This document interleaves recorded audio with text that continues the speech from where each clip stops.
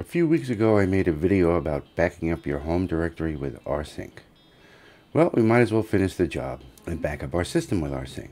However, I did mention that when backing up my home directory, I like to use the command line rsync utility and nothing else, as I thought nothing else did the job well. However, for a system backup, or really I should say snapshot, that's not entirely true. The command line works fine, but there are one or two graphical utilities that work just as well, if not even slightly better. So let's get into it.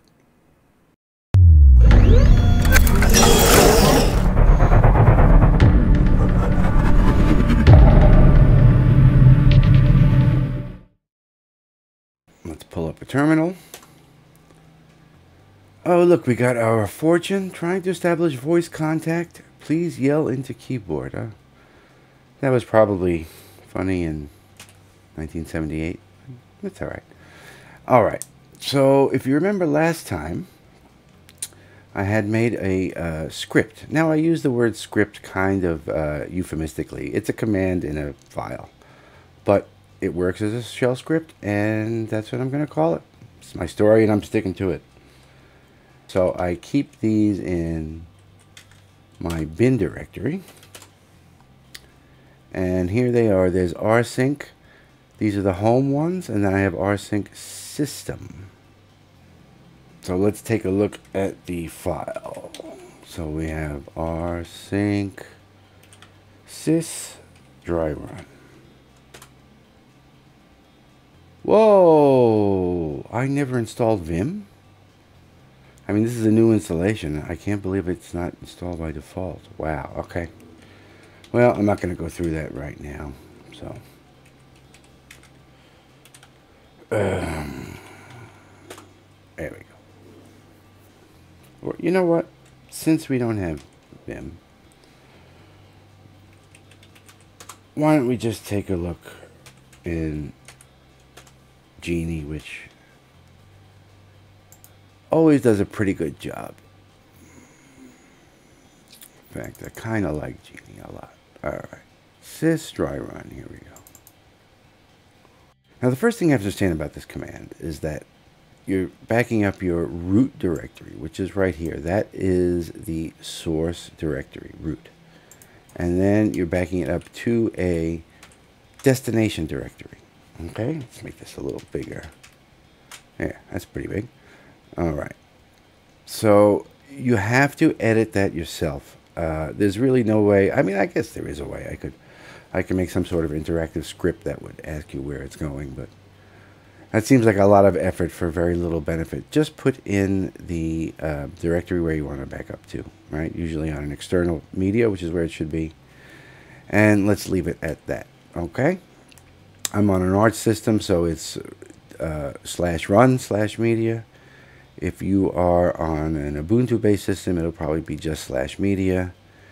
If you're on a Debian-based system, it could be /media, or it could be /mount. It really is wherever you want to put it, though. There is no rule. So this part has to be edited first and foremost. You create this directory. You know what? Why don't we do that? Why don't we actually go through that? As a experiment. Fine. Alright, so what am I going to do? Let's see. I'm in my home directory. I already have a temp. What's in here? A bunch of crap. Alright, so let's make a directory. And let's call it backup. And print the working directory. I'm just going to be lazy today and copy. Alright, copy that. Let's go back to our script. Alright, now I don't want to lose this because I'll just have to put it back in. But there it is. Okay, so obviously this is not an external drive, but yours should be. Okay, this is just for the purposes of the video. It is a test. All right. So the command is rsync, which is a very powerful command. I spoke about it a lot in my last video, but the same still holds true. It's a brilliant, brilliant command. It's a little old in the tooth at this point, but it still works fabulously. Now the options that we're going to use right here are pretty much the same, with one exception. All right, so let's go through them one by one really quick. Lowercase a is archive. Okay, archive you're almost always going to want to use in any backup. Certainly you're going to want to use it when you're backing up your system. It preserves things like links, symlinks, permissions. It's sort of like a catch-all. It's the most basic and the most important one. Okay, if you have used no other variable, which I don't know why you have to only use one, but make sure you use A.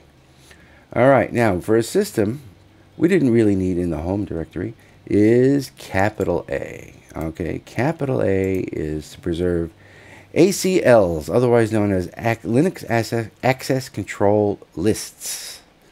Say that 3 times fast. All right, now what they are and how they work exactly is not super important for the purpose of this tutorial, but it says they allow the application of a more specific set of permissions to a file or directory without necessarily changing the base ownership and permissions. What does that mean? It means that a file or directory has certain permissions. Now, sometimes some programs, some applications, some setups, usually lower level ones, they'll use this ACL type setting instead of just the ownership, okay, and the permissions that go along with the ownership. So it's sort of like a more fine-tuned control of the ownership. Okay, and you certainly aren't likely to run into this in your home directory data, but you might very well run into it in your system, in your root directory stuff.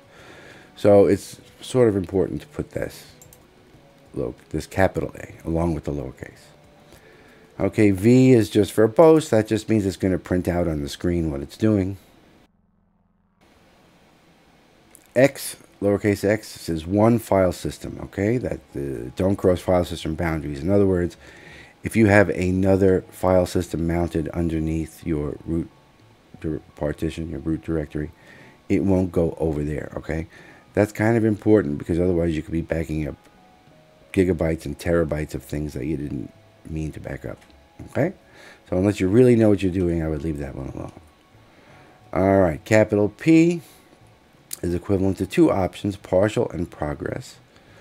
Partial keeps a partial file. That just means that if the backup is interrupted by a power outage or something similar, and it's in the middle of a very large file, it'll keep that, and so can pick up where it left off when you just run it again. So it will save you a little bit of time, a little bit of processing power, whatever. It's not that important, but that's what it is. And progress shows a progress of the transfer while it's happening. This kind of hit or miss, to tell you the truth. Why don't we make this a little bit neater while we're at it? Because that should be, I would say, why don't you guys even up? What is going on here? I know why. All right. Let's do that. Pardon my bookkeeping here. All right. And then the N option is just for, the N flag is just means dry run. So it's not going to actually make changes at this point. Okay? Those are your basic options. Now, there is an exclude file. Okay? This is very important. Okay? It was fairly important in, let's open this guy up. It was fairly important, here it is, system exclude list. In backing up your home directory, it is vital and crucial when you're backing up your system, okay? Basically, the exclude list is a list of files that rsync is going to skip, okay? Now, there are some, especially these top 3, that have to be skipped in any backup that you're doing of system, regardless of whatever else is going on, because these are dynamic directories that aren't real, right? There aren't real files in them. There are fake files. Or dev is where your hardware sits, okay? In Linux, everything is treated as a file, okay? Your webcam is a file. Your monitor is a file. Your CPU is a file. And that's how the kernel interacts with your hardware, by sending and receiving data from these files in the dev directory. So not only is there no reason to back them up because they're not actual files, they are hardware, but they're dynamic. Like I say, they change every time you boot up or every time you plug and unplug something from your system. And the same thing is true for proc and sys. These are temp files that the system uses in real time, and you can get yourself into some crazy loops if you let them back it up, besides the fact that you don't need it. Basically, the backup will never end. It'll just keep going on and on forever. Speaking of going on and on forever, directories like media mount, not temps as much, but run, these have to be excluded as well, because this is where you mount your external drives, and one of them is going to be where you're putting your backup. This is important because if you try to back up the directory that you're backing up to, then you're going to create a loop, and it's going to continue forever until you basically run out of disk space and it crashes. In other words, if under media you've mounted, USB drive 1, and under USB drive 1 you've mounted your backup.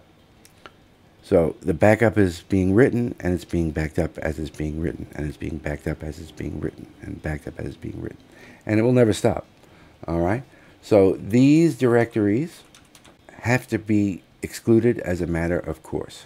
Okay? Just have to be. Now the rest of them is sort of more your choice, the var and stuff like that.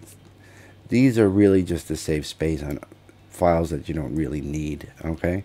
You can it or subtract from it at will.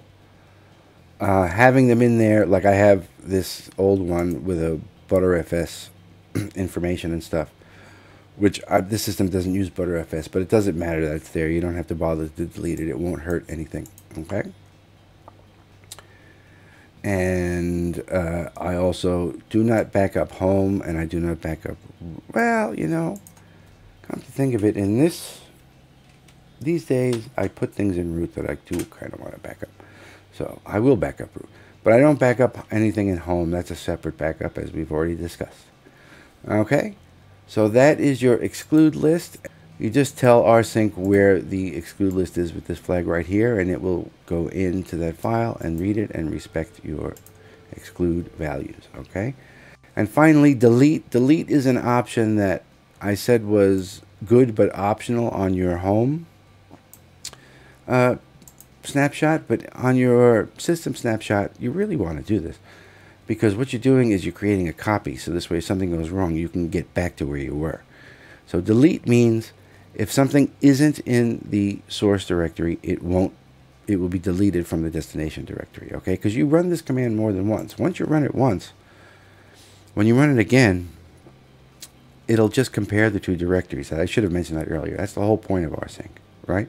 Otherwise, you can just copy over and be done with it. You could probably, get the permissions and stuff to stay the same, but you have to you'd have to copy your entire system every time. So that's very inefficient, because a lot of it won't change, even after many updates and many changes. So when you subsequently run this command, it's going to compare the new to the old, and anything that's changed it will replace, and anything that's the same it will skip.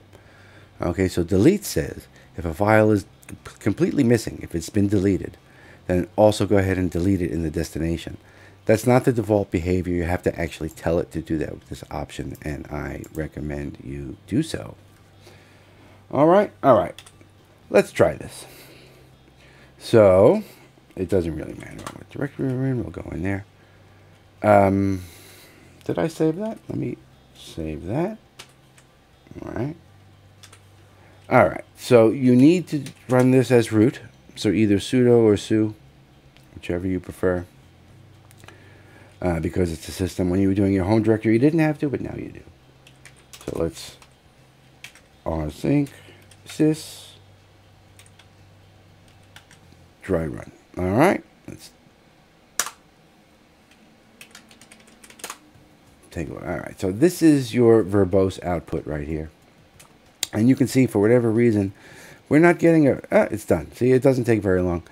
We're not getting it. We didn't get a progress bar. I don't know what's up with that option. It doesn't ever seem to work. I haven't really bothered to worry about it. But, all right. So it sent, you know, virtually, not really, but about 11 gigabytes. Okay, 11 gigabytes of data is what would have been backed up. All right, it received, don't really know what that means because it didn't receive anything at this point, but it thinks it received, you know, about a gig of something. Basically, probably received a gig of data saying, that file's not here, that file's not here, that file's not here. All right, and it gives you a speed. Now, this speed up value is meaningless in a dry run, but in real life, after you've taken your first backup, your first sync, and you're doing subsequent syncs, this number is going to give you a multiplier of how much faster it was than if you would have just copied it. In other words, if it says, usually I get a number of something like 8 or 9, right? 8.0 blah, blah, blah, or 9. That means it was 8 times faster doing it with rsync than it would have been doing by just copying it. So if it would have taken 8 minutes, it took 1 minute. If it would have taken 32 minutes, it took 4 minutes. Something like that, right? So that's basically, it's sort of marketing. It tells you, you know, this is how great we are, right? You know, a speed up value of 947. It's kind of meaningless because it didn't actually copy anything. But it's calculating that that's about how much faster it was. Okay, very good. All right. So that is my rsync script, and it will be on my GitLab, of course. You can download it if you want to. I mean, it's really only one line, so it'll be in the description below, and you can just cut and paste it and modify it. It's as simple as could be. It's a script, so assuming you use bash, put the shebang here, right? Bin bash. And that's it. Everything else is just a comment, just for your information. Okay. Now, I had mentioned that when backing up a system, there is in fact a utility that I think does a pretty good job. A GUI utility. Alright, so a lot of you have probably already guessed that we are going to take a look at time shift. Requires a password, of course. Alright, now this is what it looks like after you've done a few snapshots. But when you first open it up, this wizard right here is going to start. It's going to look just like this.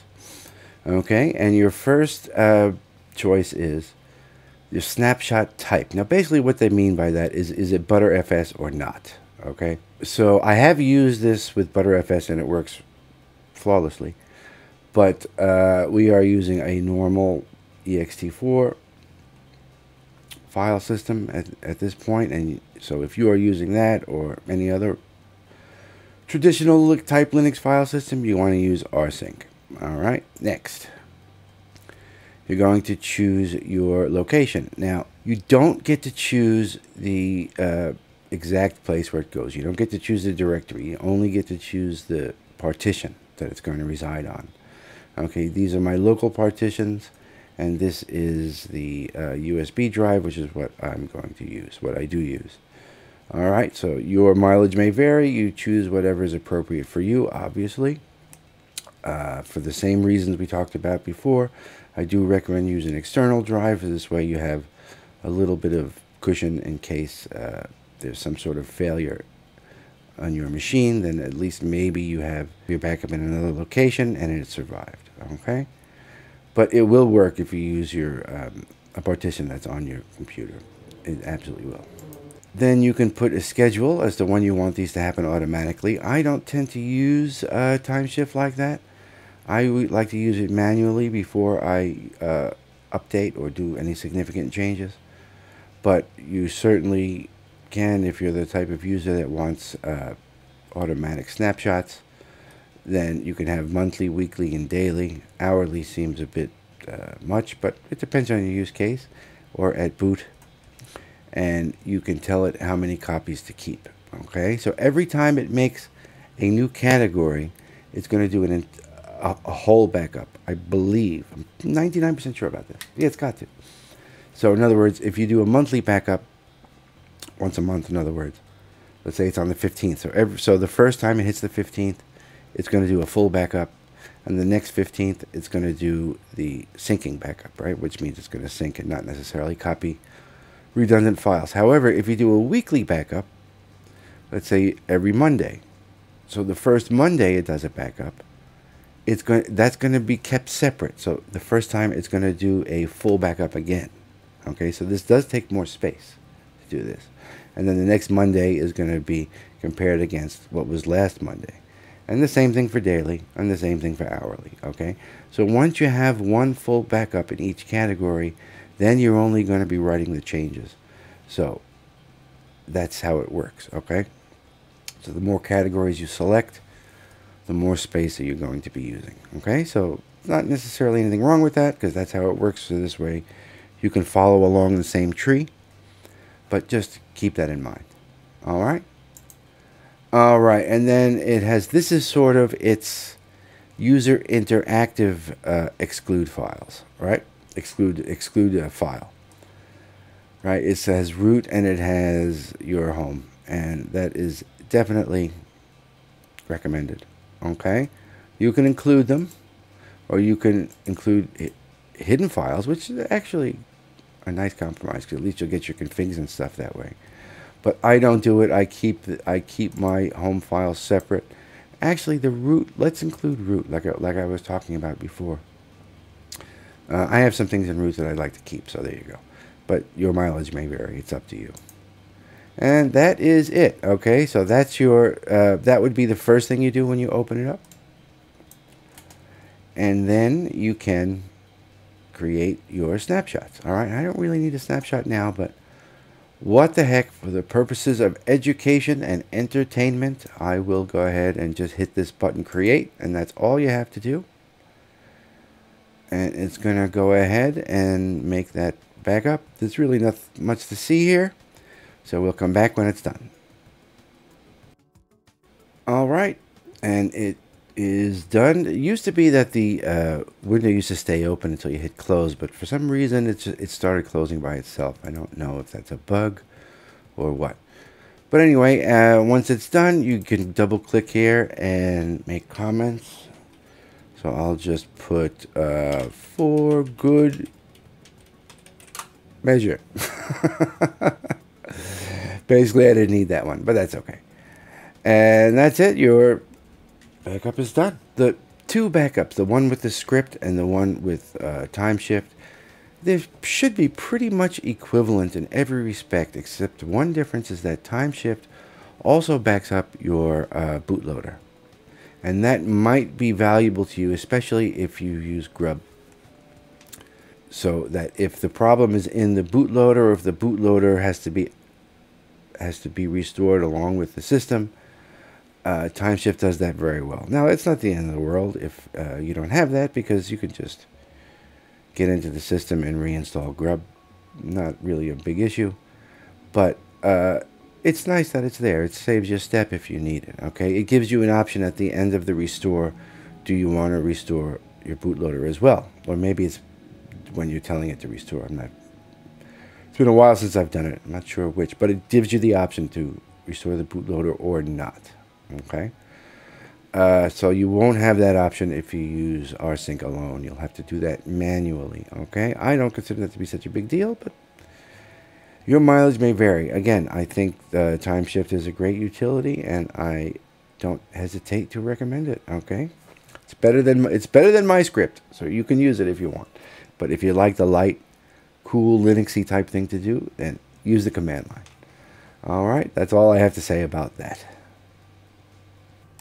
So there you have it. All right, so rsync and time shift, two great utilities. I tell you the truth, even though I'm the kind of guy who likes to use the command line as much as possible, I think time shift does a great job. And it's very convenient, and it has the extra benefit of backing up your bootloader if you need it.